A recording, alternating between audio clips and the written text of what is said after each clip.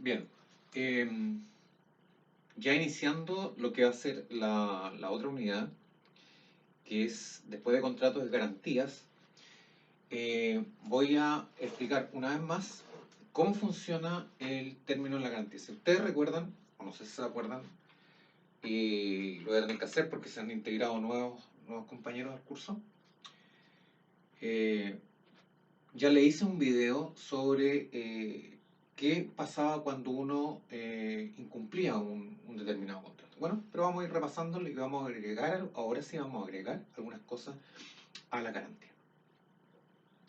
Cuando yo celebro algún contrato para iniciar cualquier emprendimiento, ese contrato me va a engendrar ciertas obligaciones y ciertos derechos. De tal forma que se celebra un contrato de compraventa. Por ejemplo, quiero celebrar un contrato de compraventa de, no sé, de una casa. Como el vendedor va a tener la obligación de entregarme la casa y como comprador yo tengo la obligación de pagar el precio. De pagar el precio. Pero entonces, bueno, ¿cuál es el efecto normal de esta obligación que contraigo? Es que ese contrato de compraventa se cumple. Y las obligaciones que he señalado también se cumple, es decir, el vendedor me entrega la cosa y yo la entrega le pago el precio. Ese es el efecto normal de las obligaciones, que es el cumplimiento. O sea, el cumplimiento de una celebración de un contrato de compraventa para efecto de un emprendimiento. Si quiero hacer un emprendimiento de Uber, tendré que comprarlo Uber, ¿no? ¿Verdad? Entonces voy a celebrar el contrato.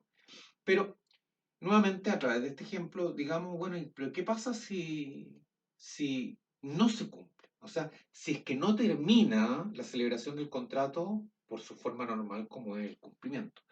¿Qué pasa si se incumple ese contrato? Bueno, ya dijimos en su oportunidad que ese incumplimiento lleva aparejado que tengamos que concurrir a los tribunales de justicia y a pedir tres, tres cosas. Fíjense, la primera cosa es pedir, por ejemplo, si voy a la automotora a pedir que me entreguen los autos para iniciar el Uber y no me llegan los autos, no me lo entregan, yo puedo pedir el cumplimiento forzado, para decir que me entreguen los autos, o el término del contrato. ¿Sabe qué más? Pedirle al tribunal que me deje sin efecto esta celebración de contrato. ¿No? Que se entienda que no, nunca fue celebrado de tal forma que si entregué el dinero, que me lo devuelva. Que me lo entregue, que me lo devuelva. Imaginemos que haya entregado yo 10 millones de pesos para comprar todo auto para hacer a efectos del Uber. ¿Se acuerdan? Ese es el ejemplo que puse en un video. Bueno, yo puedo pedir, insisto, el cumplimiento forzado o el término del contrato. Pero además, más este es cumplimiento forzado o término de contrato, y más puedo pedir la indemnización de perjuicio. Y también, si se recuerdan, la indemnización de perjuicios comprendía el daño emergente, o sea, lo que efectivamente, el daño objetivamente causado. Por ejemplo, si yo entregué 10 millones de pesos y no me entregan los autos para Uber, el daño emergente va a ser 10 millones de pesos. El lucro cesante. El lucro cesante es lo que dejé de percibir si se hubiera cumplido el contrato. Por ejemplo, yo pensaba que luego de que recibiera los vehículos, empezar a trabajar con ellos y iba a recibir mensualmente 5 millones de pesos. Y han pasado 3 meses. O sea que el daño, lucro cesante, lo que dejé percibir son 15 millones. ¿Me siguen? Daño emergente, el daño objetivamente causado, es decir, los 10 millones de pesos que entregué a la automotora para que a su vez me entregara los autos, cosa que nunca hizo. Los 10 millones de pesos del daño emergente, el daño objetivo. El lucro cesante, lo que dejé de percibir, es decir, yo dije, voy a recibir los autos y voy a poner a trabajar, y mensualmente esos autos me van a dar un beneficio. 5 millones de pesos por mes, han pasado 3 meses, son 15 millones de pesos. Y además se puede pedir como indemnización de perjuicio el daño moral, es decir, esta afección, estos problemas que incidentalmente, no solamente en el ámbito patrimonial, sino que me puede provocar el incumplimiento. Caí en depresión, me echaron del trabajo, no pude pagar mis deudas, caí en quiebra. Y ese es un daño moral que aquí debe ser apreciado por el tribunal y puede establecer cualquier cifra. ¿Ya? Pero el problema de esta configuración teórica es que, en primer lugar, el daño moral o el monto total de la indemnización está entregado al juez, de tal forma que al iniciar el juicio yo no sé en cuánto va a terminar esta indemnización. el monto de esta indemnización. Y segundo lugar, que el daño moral es difícil de cuantificar. ¿Cuánto es la afección de una persona? Mucho por accidente de tránsito. Es típico que demandan indemnización de perjuicio. Por ejemplo, sin ir más lejos, en el caso del peluquero, o sea, perdón, el camarógrafo, no sé si escuchan el caso de que Viñuela, en un programa de televisión, llegó y con una tijera le cortó el pelo a un camarógrafo. Bueno, a Viñuela está, creo que desvinculado a la televisión. Yo lo vi a propósito del problema jurídico. Pero, ¿qué hizo el peluquero? El peluquero, fíjense, él estimó que existía un daño a su imagen y honra, que en realidad, y lo demandó por indemnización de perjuicios, pero fundamentalmente se fue acá, al daño moral. Y pidió, dijo que estaba psicólogo, que estaba no sé, psiquiatra por el corte de pelo, por la exposición que tuvo en televisión, y demandó nada menos que de 100 millones de pesos. ¿No? Ahora no sé, estos juicios, el tercer problema es que, que son medio largos, no se resuelven así tan fácil. ¿No? Entonces, si uno no cumple una celebración de un contrato, un emprendimiento, puede pedir el cumplimiento forzado o el término del contrato más la indemnización de perjuicio. O sea, la indemnización de perjuicio es la reparación de un daño causado. Esta reparación de perjuicio puede ser lucro cesante, daño emergente o daño moral. El daño emergente es el daño objetivo. En el ejemplo, la entrega de los 10 millones de pesos para la compra del auto. El lucro cesante, lo que dejé de percibir. Y el daño moral, la afección. La afección. ¿Mm? Entonces, fíjense. Ahora, cuando hago toda esta maquinación para reparar el daño producto de un incumplimiento, es decir, de que se celebró un contrato y no se cumplió, ¿ya? El deudor, el deudor, ¿cómo va a responder? El deudor se señala que va a responder con todo su patrimonio. Y eso es lo que hemos estudiado hasta el momento, si se fijan. O sea, si uno no cumple una obligación determinada, tiene que responder con todo su patrimonio, con todos mis bienes. Otro ejemplo, si yo voy a una tienda de retail y me compro un televisor y no pago ese televisor, ¿ya? En cómodas cuotas, pero no las pago, lo que van a hacer es que voy a tener que responder con mis bienes, de tal forma que si tengo un auto, tengo una casa, eso, casa y auto, por el monto de la deuda, se va a tener que vender en pública subasta y sobre ese precio se van a terminar pagando. Pero existe un problema. ¿Qué pasa si el deudor no tiene bienes? Si no tiene bienes, ya sabemos que no se puede ir preso. Entonces va a tener que responder por los bienes futuros que tenga, y sin perjuicio que la deuda va a pasar a sus herederos. Y por eso también a su vez estamos estudiando el derecho sucesor. Pero todo esto, y no sé si alguien recuerda, todo esto lo podemos evitar a través de las garantías, a través del establecimiento de garantías. ¿Cuáles son las garantías? A ver, las garantías son los medios de que se vale el acreedor para resguardarse de la insolvencia del deudor. Es decir, si el deudor incurre en deuda, o sea, incurre en quiebra, por ejemplo, que no tiene los bienes para cubrir una deuda, necesariamente lo ideal es que nos resguardemos con una garantía.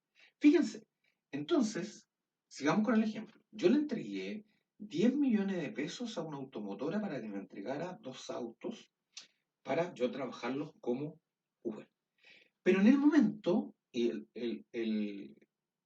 la automotora no me cumple. Entonces, fíjense cómo trabaja la garantía. La garantía parte del supuesto, o sea, de una constatación de la realidad de que, si bien es cierto, el efecto normal de la celebración de un contrato para efectos de emprendimiento es que ese contrato se cumpla las obligaciones de las partes, por una del contrato de compra-venta, entregarme los autos, y por parte del comprador mío, pagar el precio, las garantías se ponen en el supuesto de que puede existir la posibilidad de que exista un incumplimiento, ¿no? Y este incumplimiento puede ser total, puede ser parcial, pueden entregarme un auto, no los tres que compré, o puede incluso deberse a la demora, que se llama retardo a la mora del deudor. Vale, si la automotora me quedó a entregar los autos en diciembre, me lo entrega en junio. Eso es incumplimiento. Ante este incumplimiento, yo establezco alguna garantía. Entonces le digo al automóvil, mire, yo le voy a entregar 10 millones de pesos, pero como a mí nadie me asegura que usted en diciembre me entregue los dos vehículos que yo le estoy adquiriendo, y por lo cual yo le estoy entregando los 10 millones de pesos, yo voy a establecer a mi favor unas garantías. Y esa garantía, estoy conversando el automotor, como usted sabe, pueden ser garantías reales y garantías personales. ¿Cuál es la diferencia? Así, en este marco de conocimiento así, muy macro. La automotora me dice, muy bien, yo para asegurarle a usted, o sea, para garantizarle, para entregarle una garantía de que yo en el mes de diciembre, por estos 10 millones de pesos que usted me entregó, yo le voy a entregar los 3 autos en cumplimiento de mi obligación, yo voy a garantizarlo a través de la entrega de algún bien mío para usted. Entonces, muy bien, fíjese. Y esta garantía, las más importantes, son la prenda y la hipoteca. ¿Cuál es la diferencia? A través de la prenda se entrega un bien mueble a mí, en este caso, que soy el acreedor, para asegurar el cumplimiento de la deuda. Insisto, la deuda, la entrega de los 2 vehículos, los 3 vehículos que yo voy a manejar los voy a trabajar como Uber dentro de mi emprendimiento. Entonces me puede decir perfectamente, le voy a entregar a usted como prenda, le voy a entregar, no sé, este auto Mercedes-Benz que es de mi propiedad. Entonces, se lo entrega, me lo entrega a mí el auto. Esa es una prenda, es decir, me entrega un bien mueble, no una vivienda, sino una cosa. Los bienes muebles, vamos a ver, son aquellas cosas que se pueden trasladar de un lugar a otro sin sufrir detrimento, a diferencia de una casa, perdón, un vehículo, un perrito, un caballo. En cambio, los bienes inmuebles son las propiedades, que no se pueden trasladar de un lugar a otro. Entonces, la prenda recae sobre los bienes muebles. Entonces, le insisto, a través de la prenda, la automotora me va a entregar una cosa mueble, que puede ser, por ejemplo, otro auto, ¿no?, en garantía de que va a cumplir su obligación. O a su vez también puede dar una hipoteca como garantía. Y la garantía va a ser, no me va a entregar los derechos que tiene sobre una casa de su propiedad. ¿Mm? Ahora, estas garantías reales, tanto las prendas como la hipoteca, puede ser dada por el propio deudor, por la automotora, o por un tercero, incluso por un amigo de la automotora, que para asegurar el cumplimiento, él no tiene cómo darme una prenda ni una hipoteca, me lo puede dar perfectamente un tercero.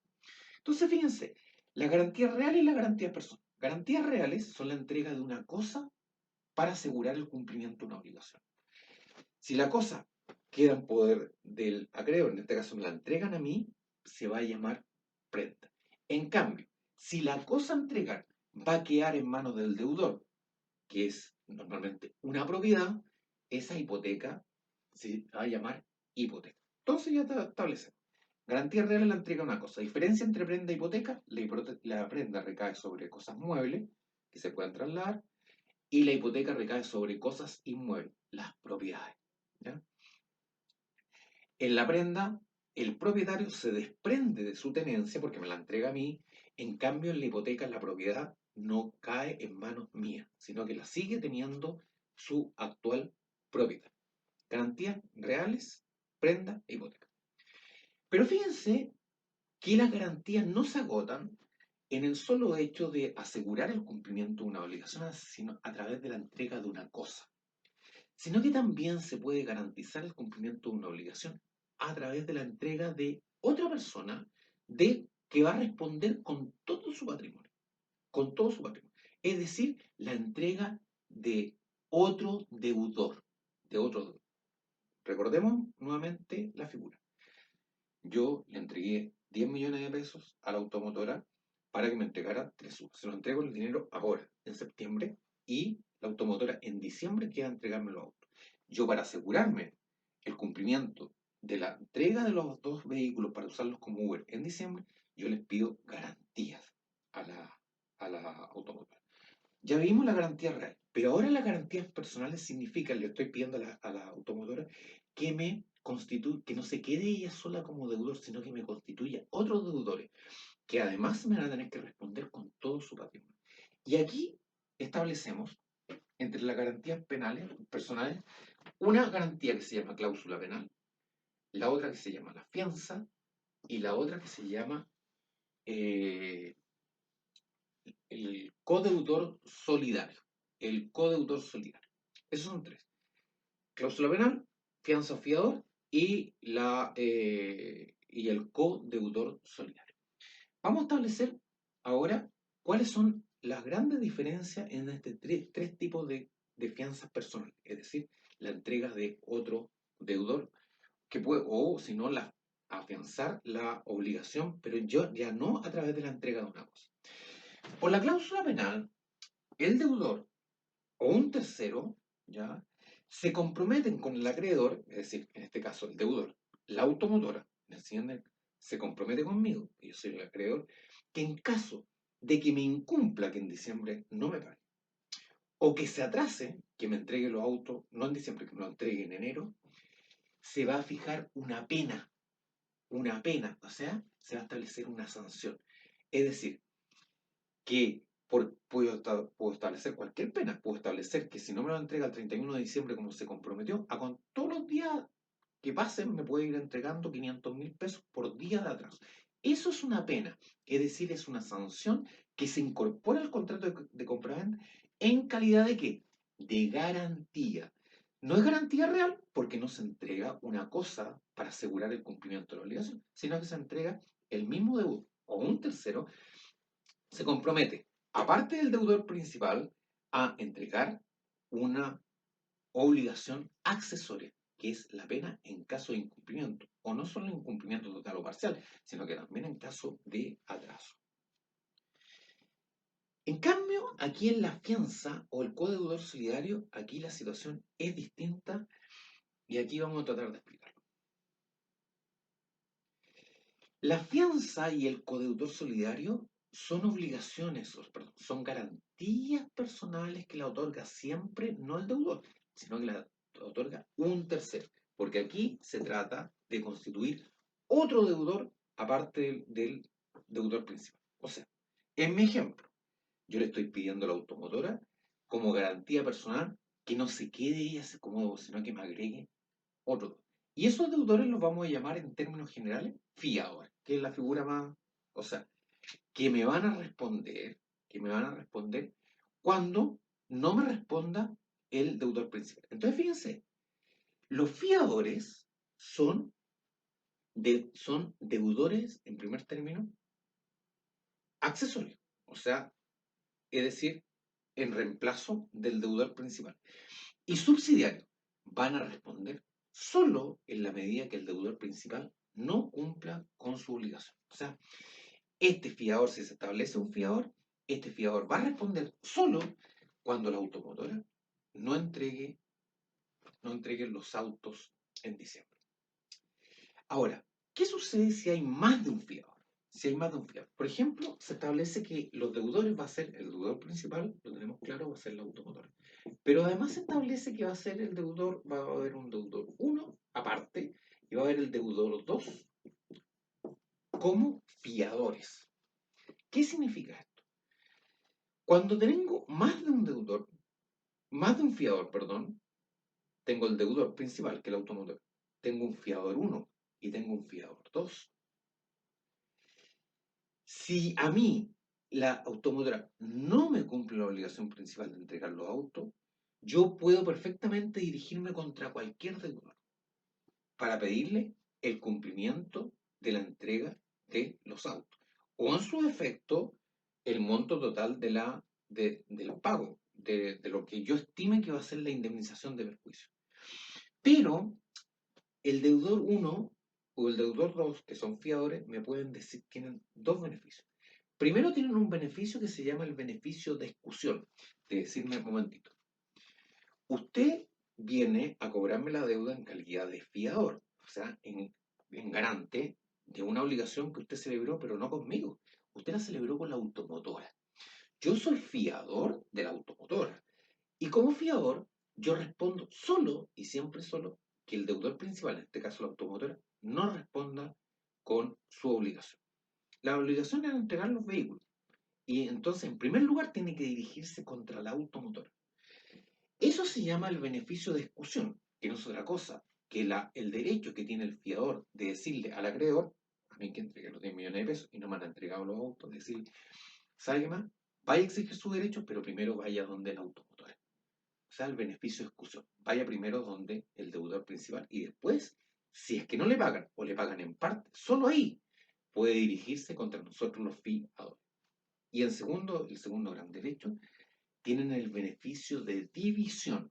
Vale decir que si son dos o más fiadores y, por ejemplo, la deuda son 12 millones de pesos, la deuda se divide entre los fiadores, de tal forma que cada fiador, si son dos, va a pagar 6 millones de pesos. Y solamente paga los 6 millones, es decir, paga por su cuota. Paga por su cuota. Esa es la primera garantía personal, que es la fianza. Pero dijimos que existía una tercera, y aquí vamos a la referencia, con respecto al codeudor solidario. El codeudor solidario se llama así en materia civil. En materia comercial es el típico aval.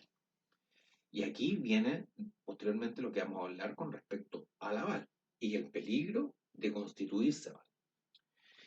Dijimos que el fiador tiene fundamentalmente dos grandes beneficios: el beneficio de exclusión, pero sobre todo el beneficio de división. Es decir, que si hay una deuda, él responde en caso de que el deudor principal no pague por el beneficio de exclusión, responde solamente por su cuota cuando son más de uno, cuando ya son dos o más.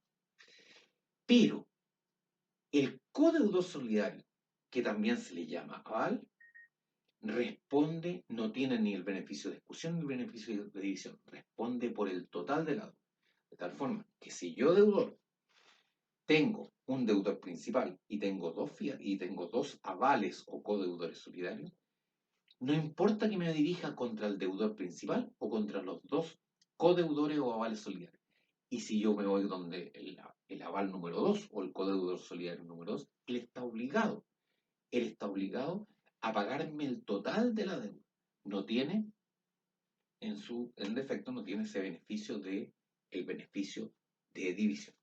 Entonces, fíjense, como corolario de todo esto, hemos visto el efecto de las obligaciones cuando celebramos, por ejemplo, un contrato de compraventa, su cumplimiento, y nos pusimos también en el caso del incumplimiento. Y el incumplimiento dijimos que traía aparejado pedir el término del contrato o el cumplimiento forzado más una indemnización de perjuicio. Esa indemnización de perjuicio comprendía el daño emergente, lucro cesante y el daño moral. ¿Podemos evitar todo esto? Sí, podemos evitar a través del establecimiento de garantías. Estas garantías pueden ser reales: la entrega de una cosa para asegurar el cumplimiento de una obligación, la prenda y la hipoteca. La prenda, que va a recaer sobre cosas muebles, cosas que se pueden trasladar, ¿sí? Como un lápiz, por ejemplo, y que se entregan al, al acreedor, o sea, al que contrajo la obligación.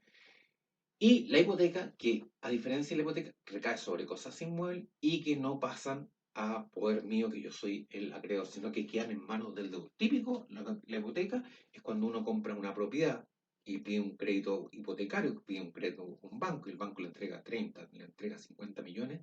Uno inmediatamente adquiere la propiedad, pero la hipoteca a nombre del banco. De tal forma que la propiedad a nombre de quien queda. Sigo yo siendo propietario, pero el banco tiene la hipoteca. Es decir, que si yo no le cumplo el préstamo de 30 millones, el banco puede vender.